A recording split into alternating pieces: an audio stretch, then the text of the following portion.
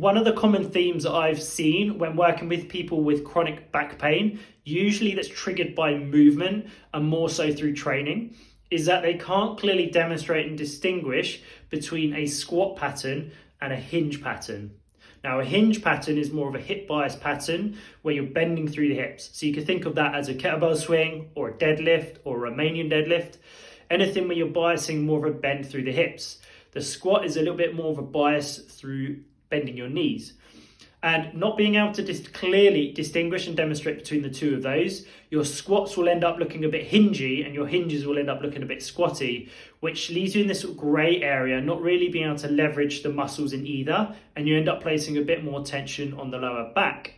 So a simple framework that I give people to think about when trying to make their squats look squatty and hinges look hingy is that a squat is essentially an up and down movement and a hinge is a back and forwards movement. And this is where people go wrong, is that their hinges end up being an up and down movement more often than not, because they're thinking about a deadlift, I'm bringing the weight up and then down. But that happens by default of you moving back and forwards. So as you drive your hips back, the weight goes down.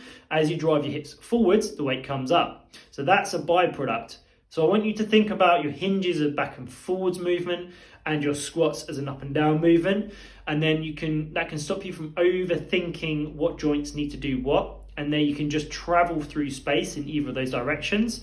And the joints and muscles should therefore take care of themselves.